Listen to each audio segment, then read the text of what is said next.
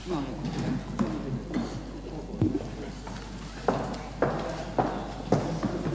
Tanja.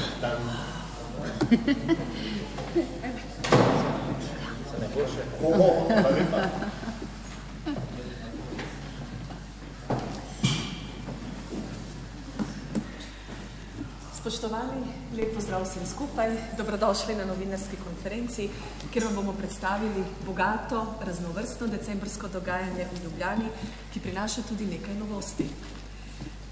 Vaša sogovornika sta danes župan Mestne občine Ljubljana Zoran Janković in vršilka dolžnosti direktorice Javnega zavoda Turizem Ljubljana Petra Stušek, ki jo tudi zdaj vabim k besedi. Hvala lepa in en lep prisrčen pozdrav tudi v mojem imenu. Leto je hitro naokoli, tako da z veseljem ponovno predstavljamo oziroma smo se dobili zato, da se pogovorimo o tem, kaj se bo čarobnega dogajalo v zadnjem letošnjem mesecu. Kot je že tradicionalno, pričnemo z simpatično luškano prireditvijo, poimenovano Začetek prešernosti v Ljubljani 3. decembra, v sredo tudi tradicionalno ob 17. uri, oziroma 17:15, ko se prične prireditev in v sklopu katere je potem tudi hkraten prižig prazničnih luči. In kot se za čarobni mesec tudi spodobi, smo kljub enakim sredstvom sčarali nekaj novosti, tako v programu kot seveda v osvetlitvi, kar je tudi že tradicionalno, da se zgodba vsako leto spreminja. In sicer v programu je novost letošnjega leta Čarobni gost, to so ustvarjalne delavnice na Kongresnem trgu, kjer si bodo otroci lahko ustvarjali svoje okraske z naravnih materialov in jih tudi obesili v Parku Zvezda. Če bodo želeli, dodatna novost letošnjega leta je pa silvestrovanje za otroke. In sicer letos vabimo prvič družine z otroci recimo do 10 let, ampak seveda so dobrodošli tudi tiste z otroci s kakšnim letom več, da pridejo na Kongresni trg, kjer bodo skupaj prvi vstopili v novo leto in sicer simbolično ob 17. uri. No, novost je pa tudi podaljšano obratovanje prazničnega sejma, kjer si bomo lahko darilčka kupovali vsak večer pravzaprav do 11. ure zvečer. Seveda gostinske stojnice pa obratujejo še kakšno uro dlje. Program se bo izvajal, kar se finančnih okvirov tiče, v enakem obsegu kot lani, in sicer je za sofinanciranje letošnjega decembrskega programa namenjenih 113.000 evrov proračunskih sredstev, kar je kot rečeno enako kot lani. No, pri osvetlitvi pa ponovno prihaja do nekaj sprememb. Kot vsako leto umetnik Zmago Modic dodaja novo zgodbo in tudi v letošnjem letu bo temu tako, kar boste seveda videli 3. decembra, kar prisrčno vabljeni na prireditev, ki se prične, kot rečeno, ob 17:15 uri. Dodali smo seveda tudi praznično noto vodenjem po Ljubljani, kajti decembrsko praznično vodstvo se pričenja vsak dan ob 18. uri z odhodom izpred turistično-informacijskih centrov in seveda, ker kot rečeno je dodana praznična nota, ni namenjena izključno obiskovalcem Ljubljane, temveč prisrčno vabljeni tudi domačini, da spoznamo Ljubljano tudi še z drugega prazničnega vidika. No, seveda, nekako največja novost, na katero smo pa pravzaprav še najbolj ponosni, je pa v duhu Zelene prestolnice Evrope, Zelena prestolnica Evrope 2016, za katero veste, da smo pridobili naslov in smo nanj tudi zelo ponosni, je pa uvajanje tehle simpatičnih lončkov. To je en tak trajnostni ukrep in sicer bodo v letošnjem letu gostinci ponujali vročo pijačo v tehle lončkih, seveda s ciljem, da zmanjšamo tako onesnaženost okolja in kot jasno posledično plastično embalažo, ki je sicer množična na teh prireditvah bila do sedaj. Naj pa pri tem poudarim, da seveda podpiramo tudi slovensko industrijo, kajti te lončke izdeluje Keramika Liboje, tako da z dizajnom oziroma samim napisom pa tudi nadaljujemo našo linijo Ljubljana z ljubeznijo oziroma Ljubljana with love, ki je tudi izdelala slovenska oblikovalka Saša Kerkoš. Super. Petra, lepa hvala. Župan, izvolite. Lepo bo. Jaz pričakujem ponovno 1 milijon obiskovalcev, vse je pripravljeno za vreme, bo poskrbljeno, si želim, da bi bilo mrzlo pa suho, sneg pa lahko zapade v Ljubljani na Silvestrovo. Od 17 ur naprej, ko bojo otroci silvestrovali, potem pa celo noč. Ampak prepričan sem, da bo spet dobro razpoloženje, da bo za vse varno in da bo za vse poskrbljeno, tako da lepo vabljeni. Hvala lepa. Če je kakšno vprašanje tudi z vaše strani, kar izvolite, samo da spomnim, kot veste, prenašamo neposredno novinarsko konferenco na naši spletni strani, tako da vprašanje zastavljate po mikrofonu, tako je s pritiskom na zeleni gumb. A bi mi povedala, kako bo tudi v četrtnih skupnostih, ki so mehen ven iz mesta? Recimo Sostro, Bežigrad in tako naprej. Mislite glede okraševanja? Glede okraševanja in tudi prireditev.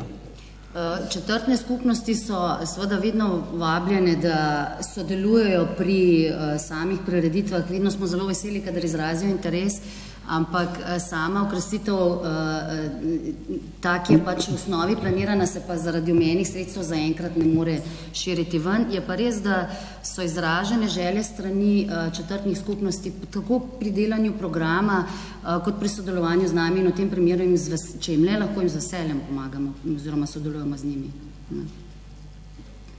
Še kakšno vprašanje? Emil Lukančič, Muri, tiskovna agencija Morel. Glede na to, da ljudje delamo oziroma delajo ta lepe trenutke v Ljubljani, pa me zanima, glede na čedalje več se opaža nestrpne vožnje šoferjev javnih avtobusov in taksistov. Pa me zanima, ali kaj mesto Ljubljana nadzoruje oziroma kontrolira njihovo nestrpnost do pešcev in kolesarjev na ulicah, oziroma če te ljudi, ki upravljajo te prevoze, namenja kakšen tečaj oziroma izobraževanje, kako naj se v prometu v mestu obnašajo. To bom pa res prevzel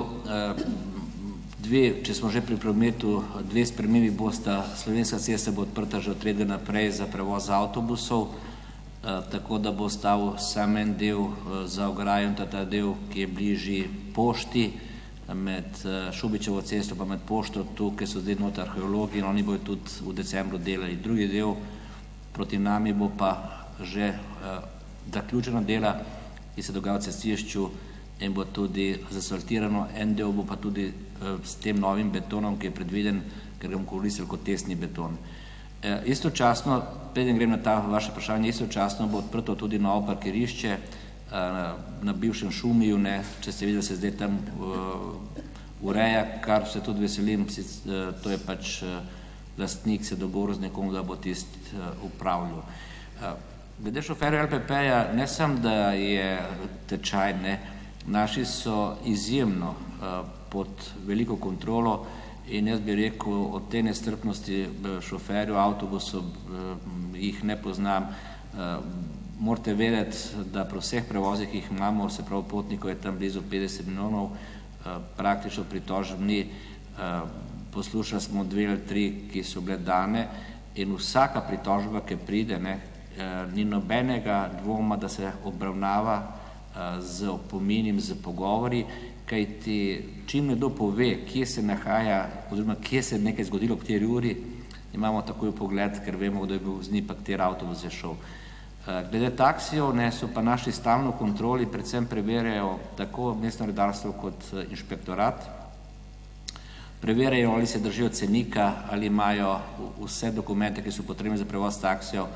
Imeli smo tudi nekatere, ki so ponaredili dokumente, smo jih že predali naprej, tako da prihaja že do odvzema teh licenc in pred tem, kot te prvi fazi, z poskusnim letošnjim letom, ko imamo številke taksijev napisane, lahko vedno kontroliramo tiste 4, ki so v bistvu naredili ponaredek, smo predali tudi že ustreznim državnim organom in mislim, da je to prvi korak, ki prinaša uspehe. Še vedno bom rekel, če to ne bo dalo tistih rezultatov, ki jih pričakujemo vsi skupaj, je potem edina rešitev, da jih imamo zelen taksi, ki je projekt že pripravljen. Da, kontrolira se, in vsak teden dobivam poročilo, koliko je kakšnih ukrepov, kje se ustavljajo, ne, tako da počas nastaja red.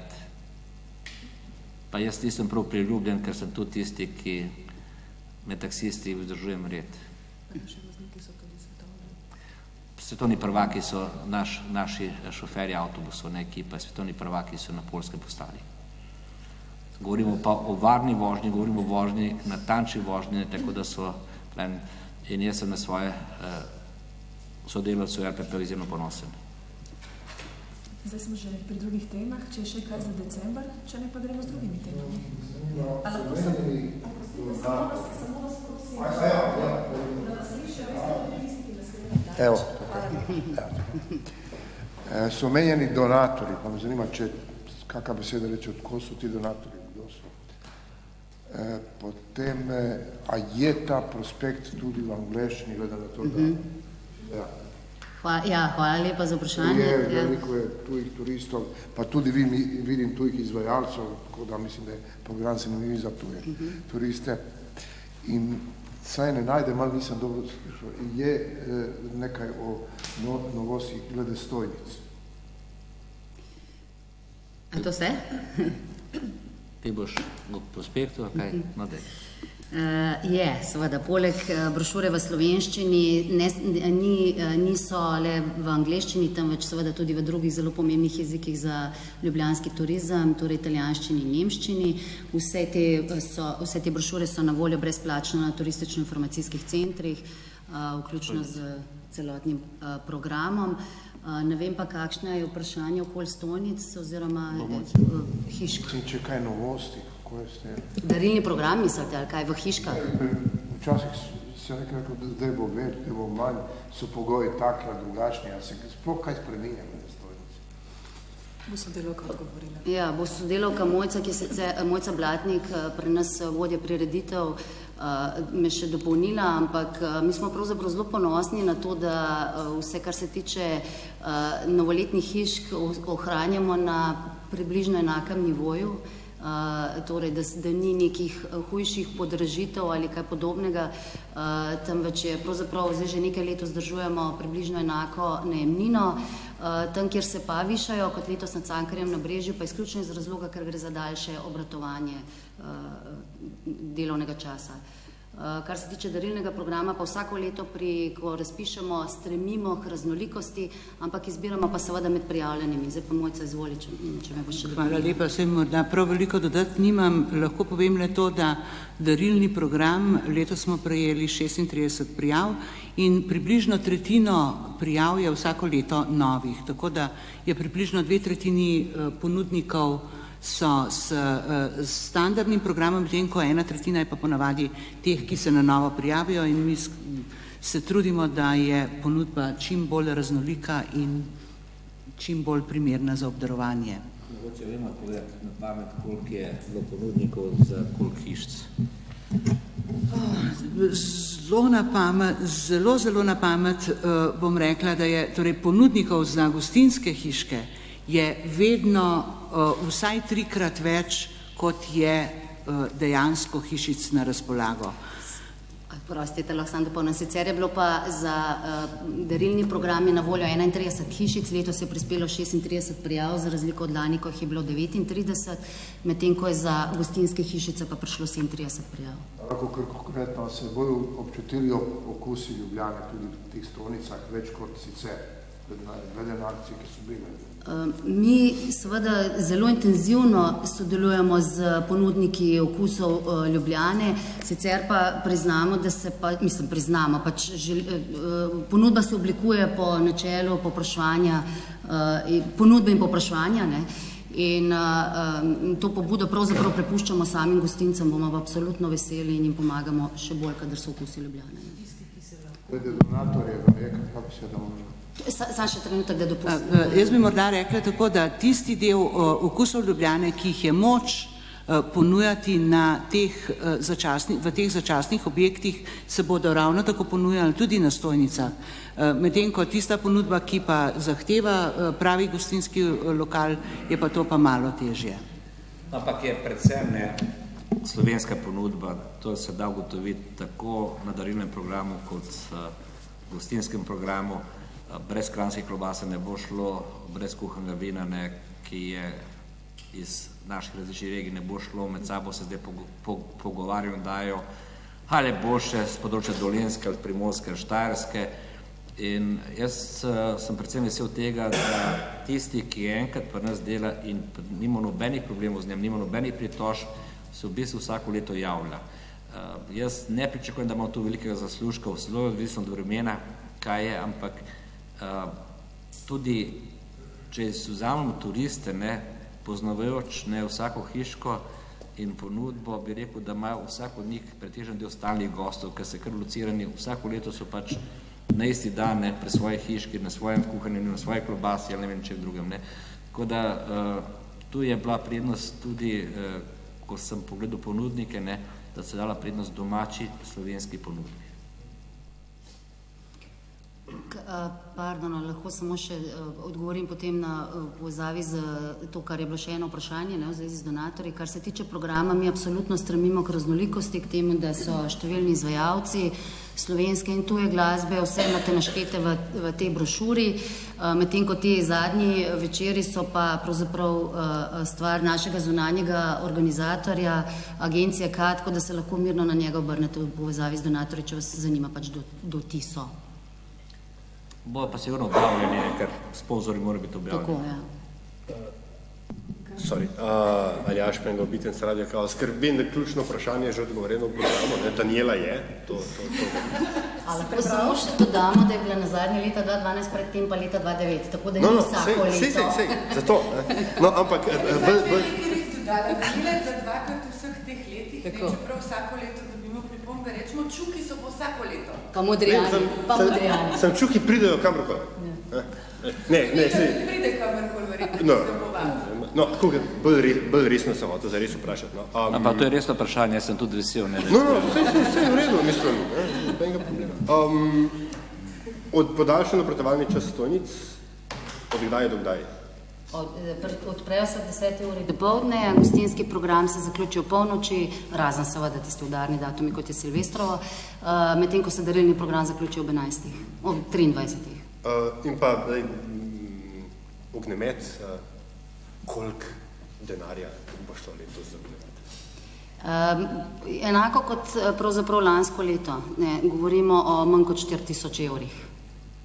Pa seveda bo podobno kot lansko leto bosta pripravljeni dve različici, okolikor bo pač vreme ne bo dopuščalo, da bi bil ognjemet viden, bo zvočni salvomet, ali kako bi človek temu rekel, ker ne bo ogenj se metal. Hvala. A je najavljeno mogoče kaj tujih turistov, organiziranih skupin in podobno? Za silvestrovanje. So najavljeni, se so zasebni hoteli. Seveda so najavljeni, pač po, kakor sedaj kažejo podatki, bojo vsaj v silvestrski noči zagotovo realiziranih več kot 3000 nočitev.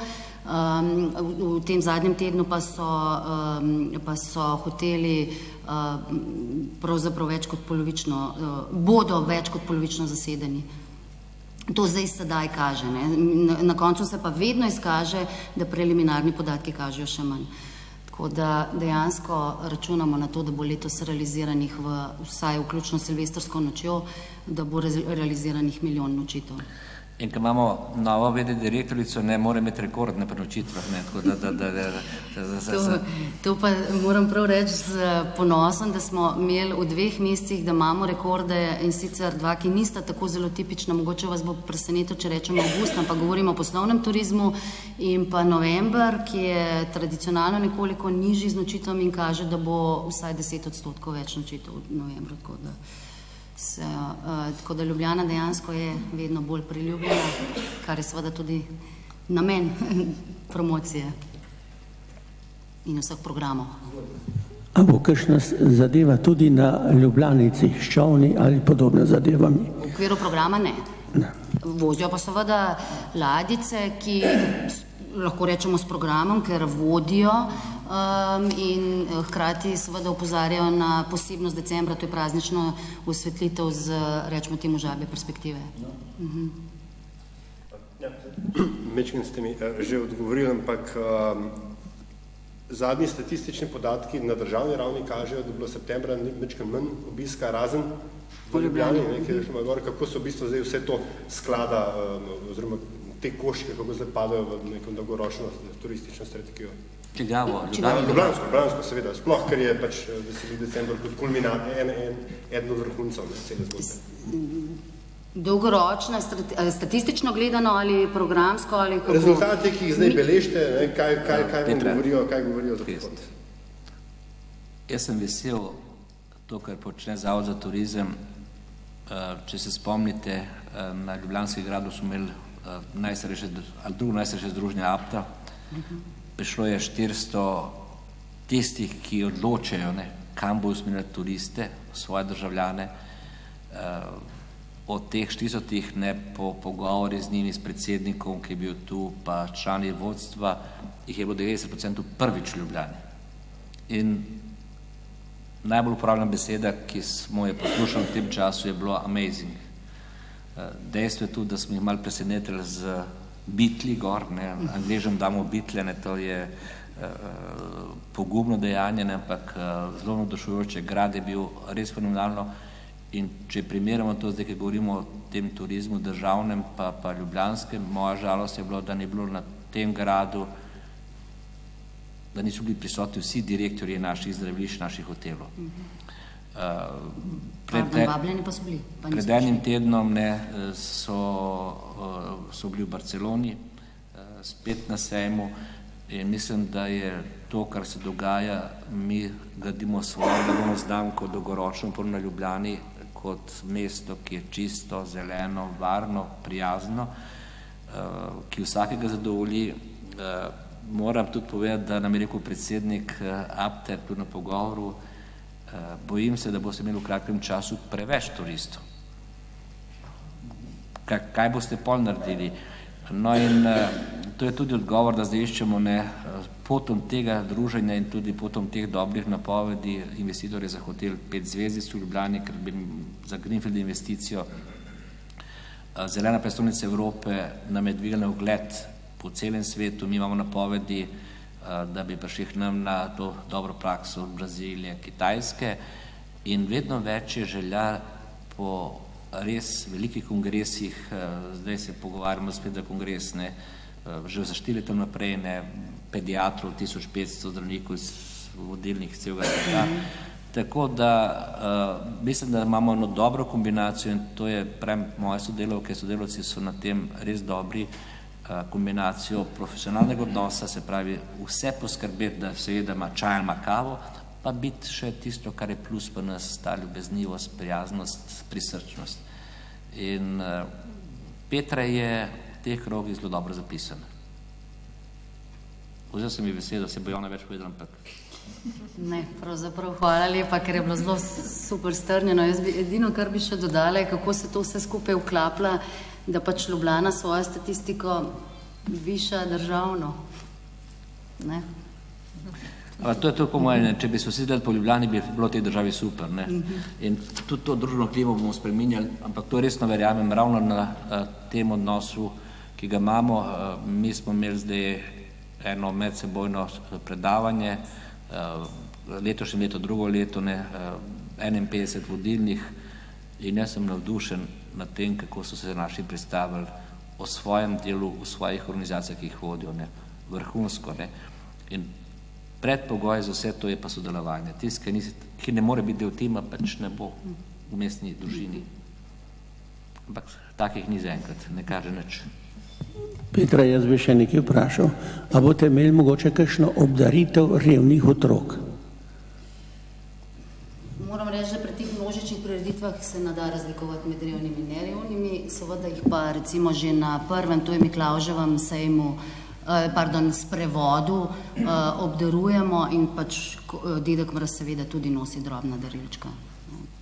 Ne delamo razlike in to, da bi kaj posebej naredili akcijo, tega ni, ampak treba povedati, da imamo mi z Zvezo prijateljev mladine izjemno dobre odnose in če Zvezo prijateljev mladine rešujemo ne samo za novo leto, ampak tekom celega leta najhujše probleme.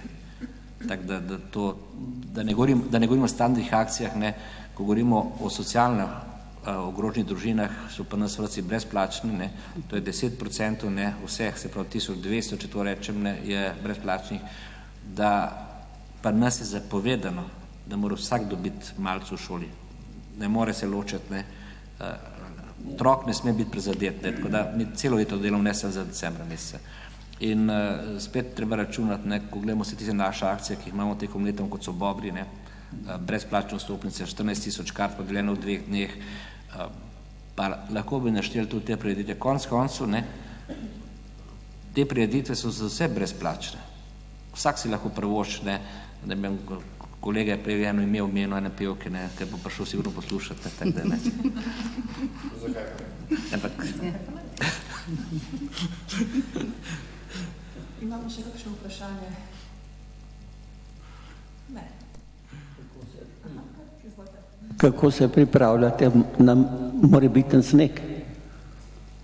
To smo pripravljeni. Veste, če zdaj malo v hecu anekdoto rečem, imamo 2 direktorja, ne, en si želi zimo, ne, pa mrz, ne, zaradi svoje bilance, ne, to je energetika, ker prav nikoli toplejše zime zadnjih ne vem koliko 10 let. Drug, ne, si pa ne želi snega, ne, ker je podhodek, ne, in sem jaz iz teh 2 idej skombiniral, ja, ne bom mrzlo brez snega, ne, do Silvestroga, ne, ker bom pol zadovoljil tudi v saldu, ne, in eno podjetje, in naš oddelek, ne, ampak v proračunu bolje. Pripravljeni smo, mi smo že sprejeli sklep, da delimo sol, ne, tisto mešanico po 15 kg na gospodinstvo, ki pride iskat. Mi čistimo vsako leto 906 km cest, 350 km pločnikov, pa 150 km kolesarskih stez. In če gledate vrstni red, je pa nas določen. Nerazumljivi so mi tisti, ki pišejo, da ne čistimo plačljiva parkirišča. Moj odgovor je, ne sem pokaže, kako ne se čisti, če so gor avtomobili. Ne. To je prva stvar. Ne. Drugače pa ceste grejo najprej te ceste, ker so največ prevoza avtobusa, to so vedno čiste, začnemo delati pred padanjem snega, ker prej posujemo, kajti prej moš posut, ne preden začne sneg padati. Potem vrtci, šole, vse počistim, jasno, zdravstvene ustanove, no, potem pa pridejo na vrsto na spet ne pločniki, ne tistim, ker je največ ljudi, ne, in kolesarske steze. In to je vrstni red, ki ga že vsa leta delamo, in moram priznati, da na razpolago je približno 700 zaposlenih, ki se tega lotijo, ne, če bi kaj hudega bilo. Tako da do zdaj nismo imeli velikih težav. Da pa pričakuje nekdo, da mu čistimo, ne, pred vhodom, ne, še odmečemo tiste 2 lopate, ne. Jaz vedno dam odgovor, ne, ker so zadnji ulici, ne, pri meni odložijo, ne, tiste kupe snega, tako da če čem vam pridete, je lopata zelo dober inštrument. Še kakšno vprašanje za župana mogoče? Ne. Potem... Karkoli. Če želiš, lahko tudi... Gremo v vrtec, ja. Sej mogoče sem sam zgrešil, ampak podžupansko ekipo ste že zbrali? Podžupansko? Seveda. Seveda. Imamo na novo samo enega podžupana, to je Dejan Crnek, ki pokriva področje športa, lokalne samouprave, mestnega redarstva, tako da smo veliko naložili, ostali, kolegica Žekarja ima gospodarske dejavnosti vse, ne, in mislim, da to izvrstno, njo sem prosil, da ostane, ne, še en mandat. Kolegica Ficko pokriva kulturo, socialo, pa zeleno prestolnico, se pravi mednarodne odnose. Kolega Čerin ima klasiko, ne, šolstvo, ne, pa svoje pravne zadeve, kadrovske zadeve, to je njegovo področje, šef civilne zaščite, ne, kot take, ne, in vizionar Janez Koželj, ki ima 2 področji, ne, urbanizem pa okolje. In mislim, da je res to, kar se vidi, ne, v tem mestu sreča. Če izpostavim, ne, največje probleme, ki jih zdaj vidim za naprej, ne, so taki banalni. Prva stvar je grafitiranje, predvsem ne razumemo, da se v bistvu grafitirajo novi mostovi, fasade, ki se jih zaključijo, čeprav smo se z skupinami v tej sobi dogovorili, da kje nam bi bilo grafitiranje, in tu imajo zdaj naši redarji in policija večja pooblastila, so že prvi na sodiščih, kajti z spoštovanjem umetnosti se ne sme uničevati. Druga zadeva, ta novi vandalizem, ki ga jaz pa res ne razumem, to, kar se je zgodilo z drevesi v PST-ju, da se drevesa ruvajo, pa da se lupijo, bi rekel, to me spominja na tiste, ki so uničili 18 plošč steklenih na Mesarskem mostu, kar pomeni, da se morajo fizično mučiti, zato da naredijo škodo, pa nobene koristi z tega nimajo. Razbijati ploščo ali pa drevo, zruvati pa ga vrš stran, to je muka, prej moraš priti, pa se... No in tretja stvar so te džambo, pretirano število džambo položajev z džambo plakatov. Tu pa čakamo, da bi na tem srečnem z vlado dobili končno to, da brez da nam dajo kakšnekoli prihodke, prepustijo mestni občini, da sama ureja, ne glede čigava lastnina, džambo plakate pa enostavno objekte, govorimo o vrtičkih, ne glede to zasebna lastnina, državna ali pa mesta, zdaj lahko delamo samo na mestni lastnini. To so 3 točke, ki so, bom rekel, tiste, ki kazijo mesto in to bi rad odpravil. Projekti pa imamo, mi možemo vse sprejeti tudi naprej. Zdaj se zdaj deluje proračun 2015-2016, v drugem tednu bo šel na usklajevanje, tako da računom marca bomo imeli zaključen ta proračun. Do marca bo pa pač 12. Še kakšno vprašanje? Ne. Potem se nam danes najlepše zahvaljujem in seveda vabljeni decembra na naš. Lepa hvala. Vedanski splaček sem, da ga... Seveda. Hvala.